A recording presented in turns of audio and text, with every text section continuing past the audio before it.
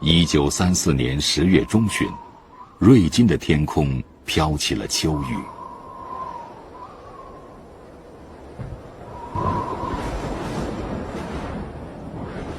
在初秋的凄风苦雨中，中央红军撤出瑞金，开始突围。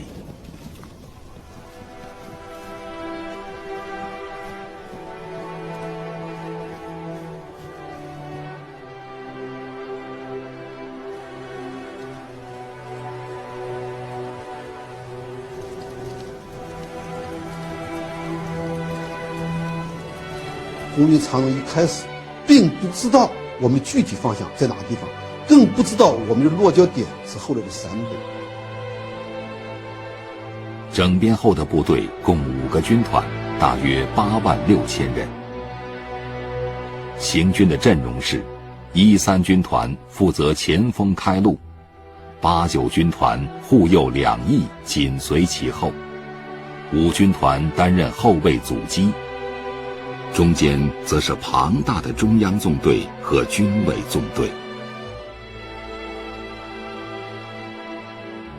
保密工作近乎完美，对于红军下一步的行动方向和突破地点，除了最高3人团和几位核心将领外，没有几个人知道。但当时的3人团根本没有想到，实际上他们的对手中已经有人对红军的突破方向和地点做出了准确的判断。早在半年前，第5次反围剿打得最惨烈的时候，广西军阀首领白崇禧带领一群随从来到江西南部的军门岭，这里正是中央苏区的南大门。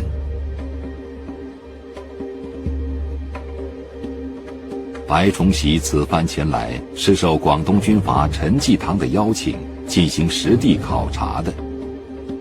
对于陈济棠而言，他面对的威胁不只是广东北部的红军，还有红军身后的蒋介石中央军。他对这个红军采取2面政策，一方面他在这个广东边境，就是严加设防，阻止红军向他深入。在反共这方面，他与蒋介石那完全是一致的。但是另外一方面，他也担心蒋介石把中央红军消灭了，会趁胜攻到广东。于是他便请来了有小诸葛之称的白崇禧商量对策。两广始终是个蒋介石领着来的，陈济棠和白崇禧的关系是比较好的，他们始终是很讲的，在这个历史阶段始终是。白崇禧心照不宣，欣然接受了邀请。在陈济棠的公馆里，他和盘托出了自己的想法。他说，如果共产党继续留在江西，将会遭到防地日渐缩小以致失败的危险。如果要谋生路，就必然做战略性的转移。共产党转移的出路何在，将是个关键问题。从地形判断，以走湖南和广东的可能性比较大。由南康、新城一带可入湘南，由古皮、重石一带可入粤北。至于共产党突围的时机，估计当在秋冬之间，因为那是农民收获的季节，可以就地取粮，否则千里携粮为兵家所忌。今天遍查史料，在当时的国民党将领之中，没有一人像这位小诸葛算计得这样精确。国民党之失败，绝非败于智商，而是败于智商之外的另一个因素——平衡。国民党的地方军阀各派系，他也首先就考虑到我自己的利益不受损害，都明白这个道理。是不是？我没了这个军队，我没了这个地盘，我没了枪杆子，我就没有我的立足之地了，就没了一切了。于是陈济棠采取了一个秘而不宣的行动，这曾经是一个历史之谜。越长越大，雄赳赳哎，气昂昂，有过有长，走到哪里？直到1982年，曾任中共粤赣军区政委的何长工，才在回忆录中揭开了这个秘密。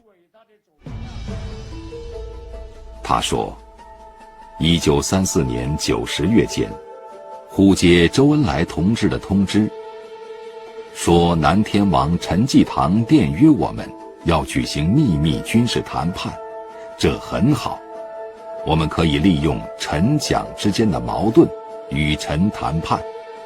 我们商定派你和潘汉年为代表。10月中旬，在粤赣边界一处寂静的山村里，双方经过3天3夜的谈判，达成了5项对红军长征至关重要的协议：一、就地停战，取消敌对局面；二、互通情报，用有线电通报；三、解除封锁；四、互相通商，必要时红军可在陈的防区设后方，建立医院；五、必要时可以互相借道，我们有行动事先告诉陈，陈部撤离40华里。蒋介石将陈济棠当棋子用的时候，一定没有想到，这颗棋子具有如此捉摸不定的特性。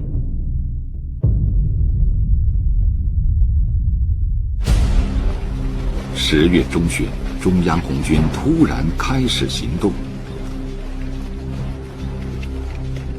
陈济棠急令粤军第1师主动后撤。10月27日晚上，陈济棠的部队曾发现红军大部队正乘着夜色过江。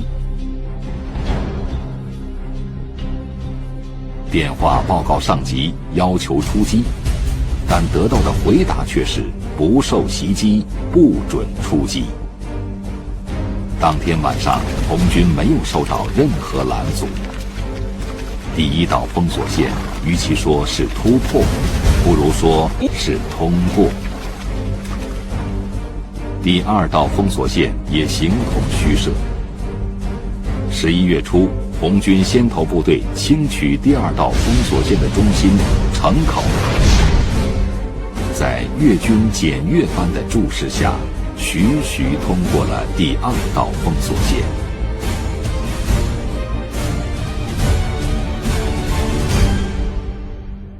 红军长征经过的地方从粤军开始，到桂军，到黔军，到滇军，到川军。比如说这些军阀，他是各管一方面。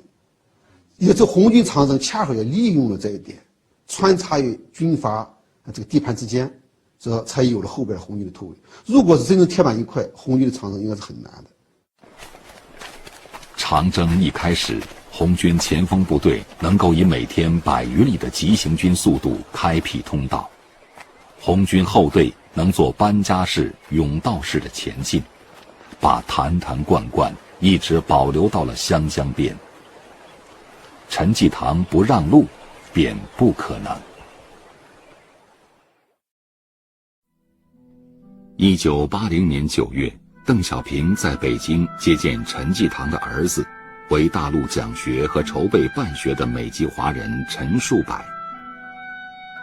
他说，令孙至粤8年，确有建树，有些老一辈的广东人还在怀念他。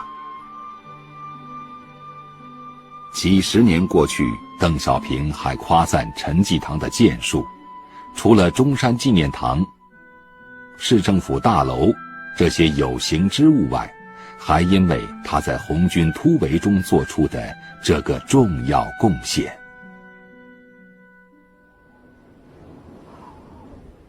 默契归默契，但战场毕竟瞬息万变。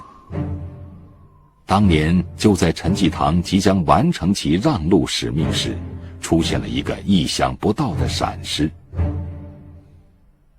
陈济棠的前方部队抓获了几十名红军伤病员，正是从这些俘虏身上发现了红军4个主力军团的番号，红军主力战略转移的动向就此暴露。蒋介石兴奋得难以自抑。这个时候，蒋介石已经完全清楚，你中央红军主力已经出来了。他电告各围剿部队：1、3军团在前，5军团在后，朱毛确在军中。为时尚不算晚，蒋介石的南昌行营像一台突然获得动力的机器，又迅速地转动起来。11月12日，蒋介石发布命令，以何键为追剿军总司令，薛岳为前敌总指挥，指挥湘军与中央军16个师、77个团，追剿中央红军，务须歼灭红军于湘里水以东地区。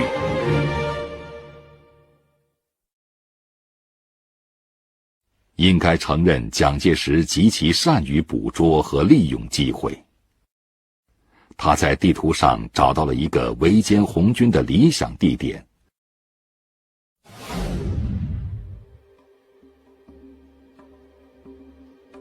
在萧水和湘江之间。这正是湘军、粤军、桂军和中央军4股力量可以相向合力的区域。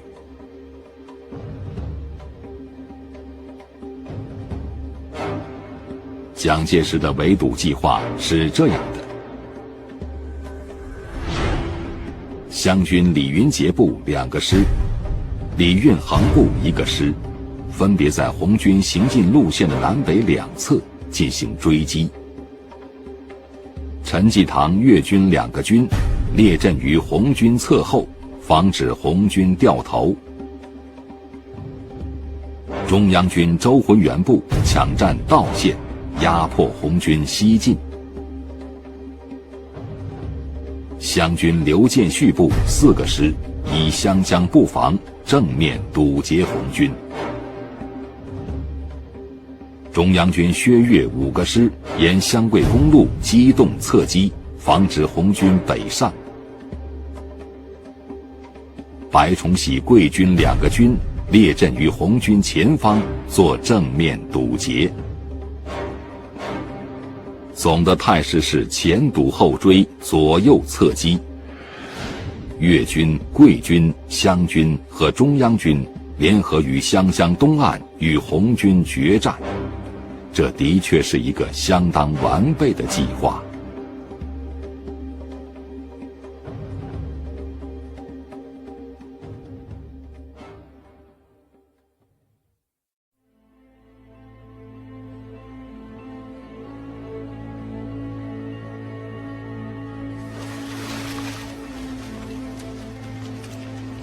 此时已通过2道封锁线的红军速度很快，何键部因时间局促，来不及向湘粤边境靠拢。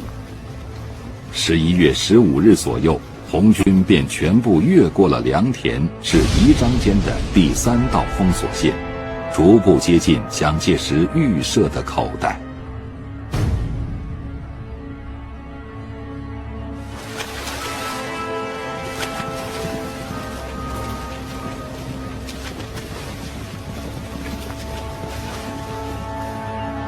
大战在即，南昌行营内气氛愈加紧张。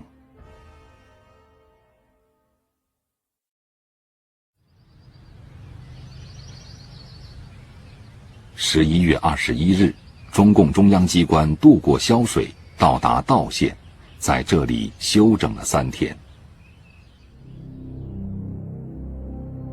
毛泽东对中央红军的战略转移计划提出了自己的意见。他认为红军应该沿着萧水西岸向北走，但是博古和李德却坚持要按原定的计划，沿着之前红6军团的路线继续向西，而这正是蒋介石布置的口袋。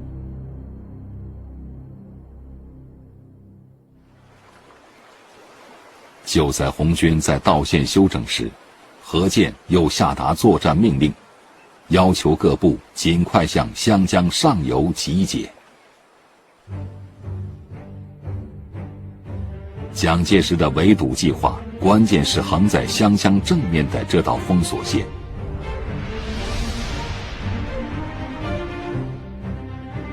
它犹如一扇大门，要把红军堵截在湘江东岸。何键的湘军是封锁湘江的半扇大门，他以衡阳为门轴，主力向湘桂边境的黄沙河一线展开。另半扇大门则是白崇禧的桂军，他以兴安、灌阳、泉州3重镇构成一个三角形来布兵。从战场实景看，继续西进的中央红军的态势已十分不利。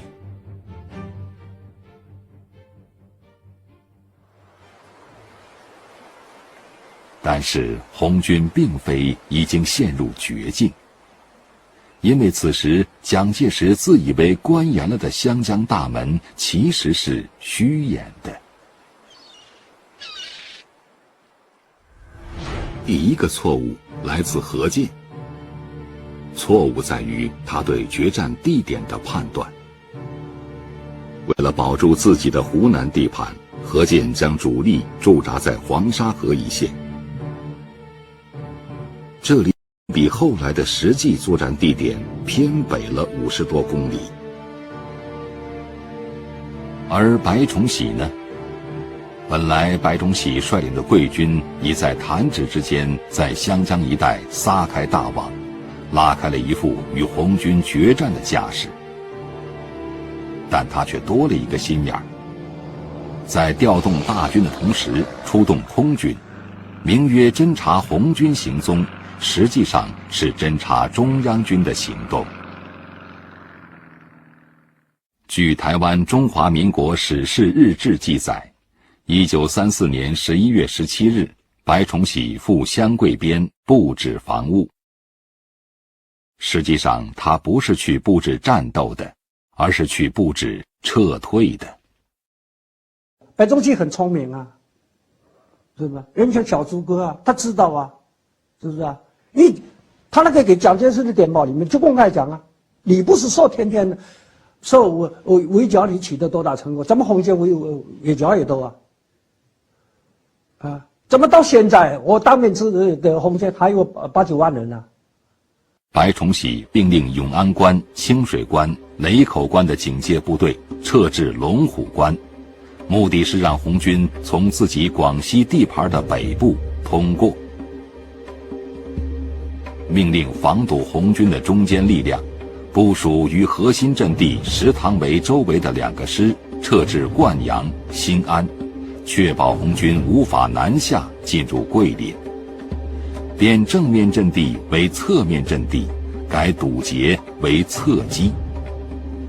就这样，桂军沿湘江部署的南北阵型突然间就被改为了以湘江为立轴的东西阵型。桂军中有人提出，如此部署，红军主力一旦由此突入，湘江防线必然有失。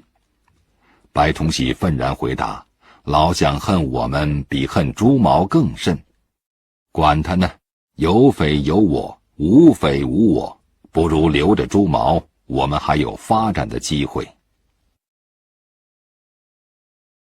所以白崇禧就来一个让开了湘江渡口，把部队输送到宫城，确保桂联。如果我们的行动快3、2天就过去了吧。11月22日，何键接到白崇禧的电报，因红军攻击贺县、富川、泉州、兴安间主力难移攻城，所依防务，请湘军填接。白崇禧耍了滑头，其实根本没有所谓红军的攻击。何键叫苦不迭，白崇禧一抽屁股，闪出近200里湘江防线，该如何填接呢？如果湘军接防导致湖南境内出现漏洞，又有谁来为我填接？何键最怕的是什么？最怕就是你中央红军和已经到达了湘西的二旅军团会合。如果是真的会合了，那么整个内战的主战场就是从江西移到湖南的，是吧？如果整个的内战主战场从江西移到湖南进来以后，那么带来的结果是国民党中央军势必大量的进入湖南，那何键就没有了自己的地盘了，就必然比蒋介石彻底的吃掉了。所以何键最怕的是这一点。欺骗老蒋的绝不止一个白崇禧。白崇禧撤防，何键不补，就把一个蒋介石蒙在鼓里。就这样，蒋介石精心构筑的湘江防线突然出现了一个硕大的漏洞，湘江渡口门户洞开。但是史料中没有做出解释的是，就在湘江渡口无兵防守的情况下，红军却在道县停留了整整3天。对于即将到来的血战而言，这无疑是致命的。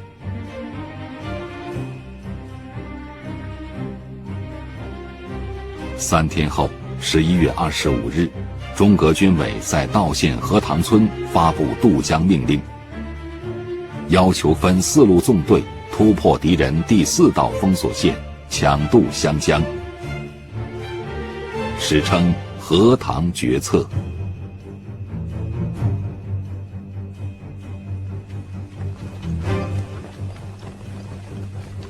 11月26日，就在中央红军撤离道县的第2天，尾随的中央军周浑元部进占道县，红军已无任何退路。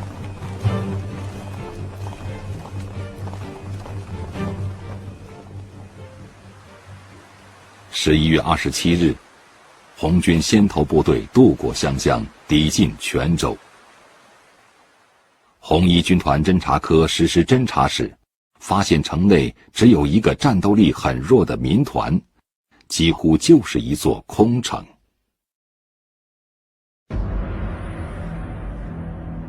站在泉州城头往下俯瞰，湘江一览无遗。这里号称湘桂走廊的咽喉，历来为兵家必争之地。向北可控制黄沙河一线，向南可控制所有渡河点，伸展自如。也就是说，谁占领了泉州，谁就占据了有利地形。但是当红军下达占领泉州的命令时，泉州已被刚刚赶来接防的湘军占领了。形势越发危急，除了湘军的4个师已进抵泉州，薛岳的4个师也已经到达黄沙河一带。但是机会依然存在。红军的先头部队在失去泉州后，迅速抢占了4个重要的渡河点：界首渡口、凤凰嘴渡口、大平渡口、平山渡口。南面3军团在界首和新圩分别构筑防御阵地，北面1军团在泉州南面的角山铺构筑阻击阵地，由此构成了一南一北的2条阻击线，这之间是一条宽30公里的长廊式通道。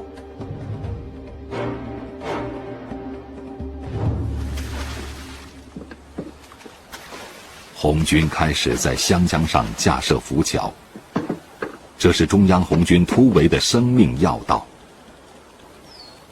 2个军团的任务就是确保这条通道，让中央纵队和后续部队安全渡过湘江。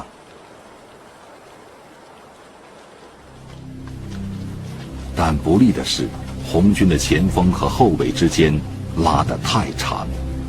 当先头部队已经在湘江布防完毕，后卫部队还在潇水的东岸，相距100公里。如果当时按红军这个急行军的这个速度的话，100多里路1天1夜也能赶到了。但是走不快的原因在什么呢？就是坛坛罐罐太多。当时是将近1万名挑夫啊。整个行动的组织不符合一部队长途行进的这么一个特点，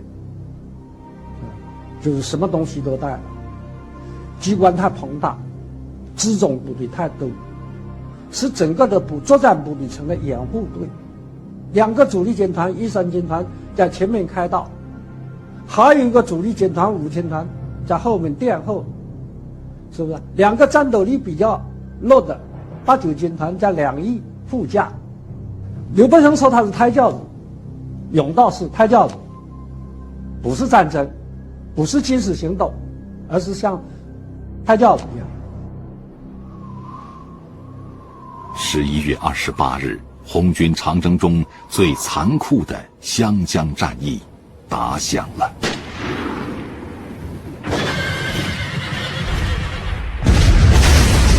在新区的阻击阵地上，红三军团第5师、第14、15与桂军展开血战，拼死防御。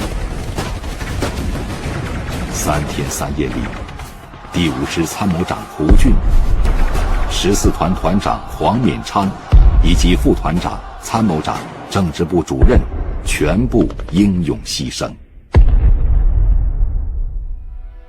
红5师共伤亡2000多人。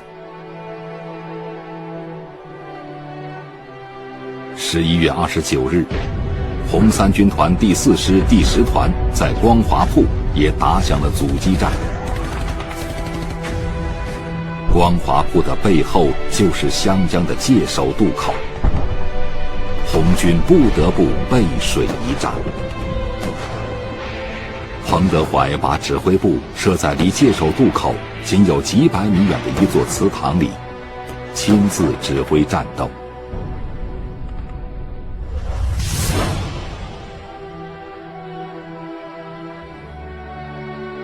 杨尚昆回忆说，敌人的机关枪就打到我们的房子上，我和彭总3天3夜没有下火线。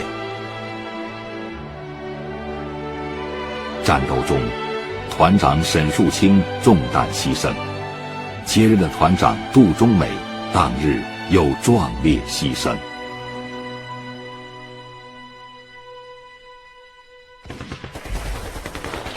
这一天，当中央红军的主力部队在南北2线与湘军和桂军同时展开殊死战斗的时候，湘江上那条关乎红军命运的通道依旧敞开着，但中央给前线的电报却说，军委纵队要完全渡过湘江，至少要在12月1日的晚上。为了不暴露目标，迫使了红军白天不能行动，一行动敌人就发现你了，那就只能晚上行动，是吧？晚上行动，你看千军万马的，又带着那么些东西，一个晚上能走多少路？所以整个行动很迟缓。此时，军委纵队只能以每天20公里的速度前进。携带着几十个人才抬得动的山炮，制造枪弹的机床，出版刊物的印刷机，成包成捆的图书文件，整条整条的苏区钞票。缓慢的行军令红军官兵在湘江上构成的那条走廊式的通道，静静地等了整整3天。在这3天里，通道的南北两线是日夜不断的密集的火网，而在通道的中间，则是碧绿舒缓的江水。所以说，一路上来说，包括行动迟缓，包括行动的组织，以及行军路线的一系列的不当，综合起来，那么就整个的是丧失了我军强渡湘江的时间。11月30日，湘江战役中最危急的角山铺争夺战打响了。我们从现在这个地形上看，角山铺它恰好处在比如说北边也好，东边也好，处这个交通要道。这个地方如果一失守，国民党中央军会从东边，湘军从北边，从西边都会冲杀过来，那么对红军形成个包围之势的，那红军这个地方真是会全军覆没。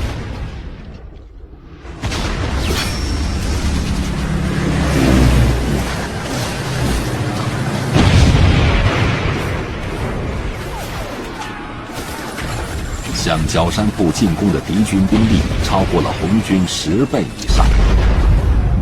他们在几十架飞机的掩护下，攻势越来越猛。阵地前后到处都是红军指战员的遗体，一道道防线被突破，各师团建制完全被打乱。这是红一军团从未经历过的最残酷的战斗。因为几次国民党军湘军就到了渡口，已经到了打到江边上了，我们几次又把它打回去。另外红二师的这个阵地极易起守。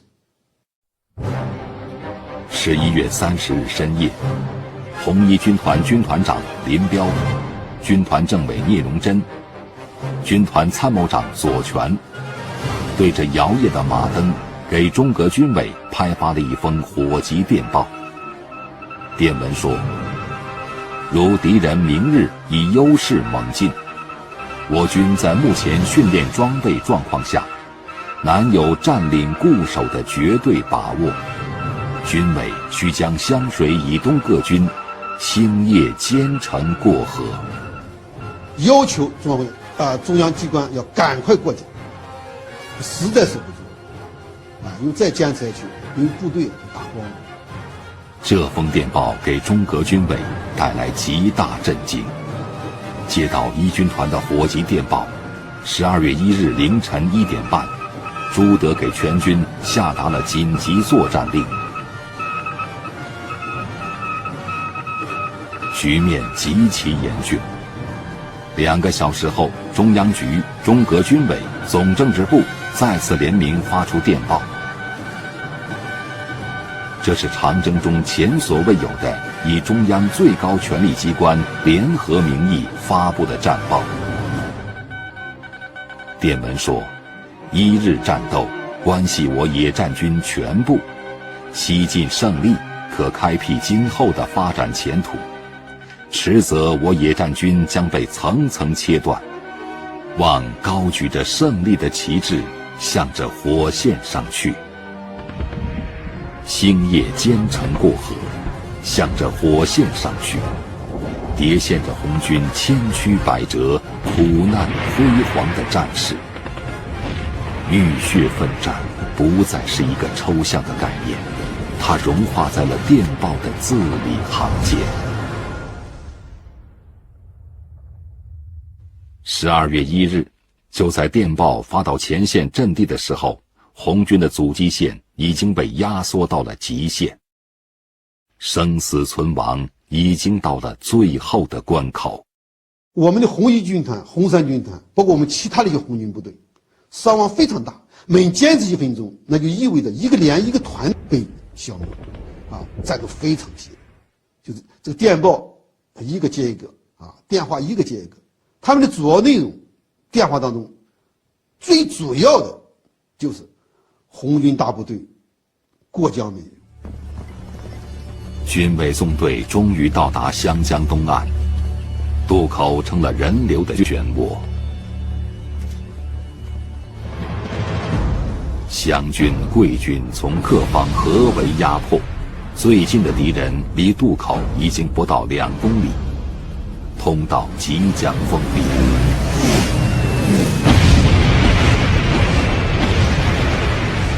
赶到渡口的李德和博古被眼前的情景震惊了。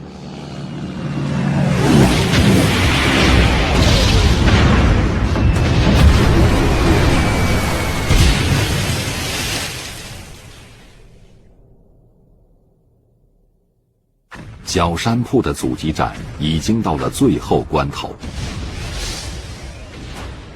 在最危急的时刻，敌人甚至攻到了军团指挥所。林彪、聂荣臻、左权纷纷拔出手枪，军团指挥员瞬间变成了普通战斗员。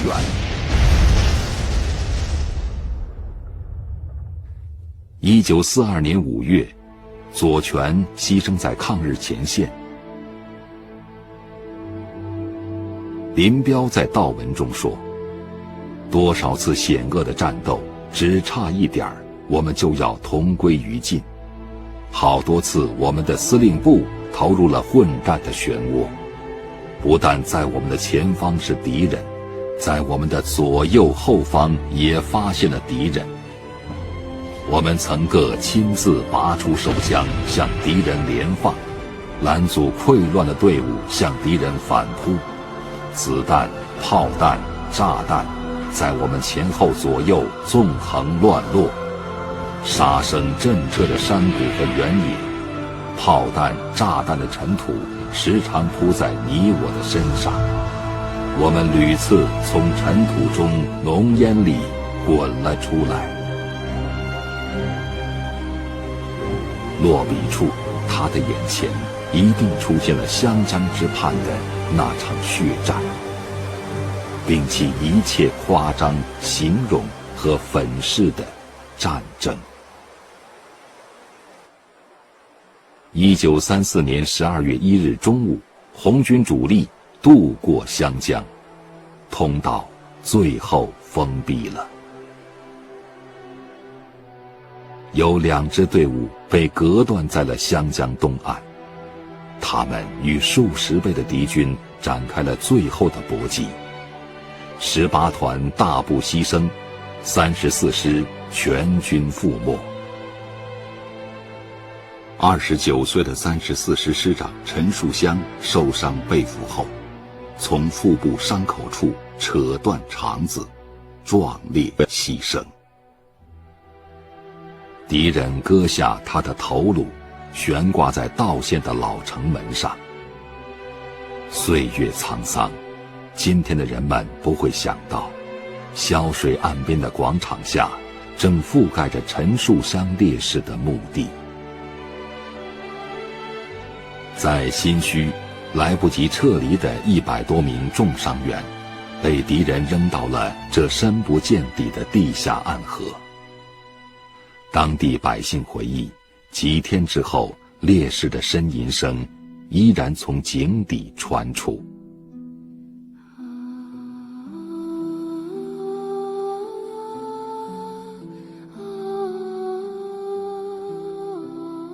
渡过湘江的队伍损失惨重。8军团政治部主任罗荣桓冒着弹雨趟过湘江时，身边只剩下一个扛油印机的战士。整个军团10900人，剩下不到1000人。10几天后，8军团建制撤销。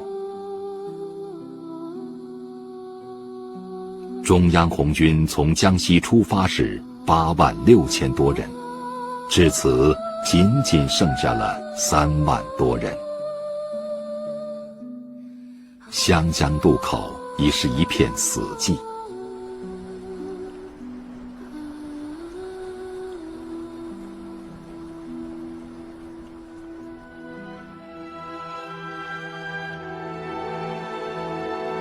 今天，在湘江岸边矗立着一座烈士陵园。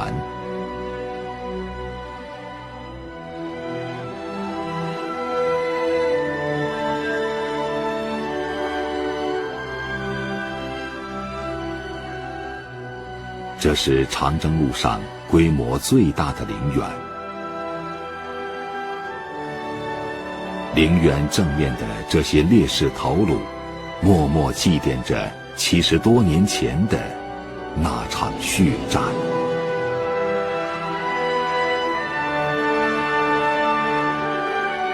冲过湘江，红军暂时脱离了迫在眉睫的危险。前面是新的漫漫之途。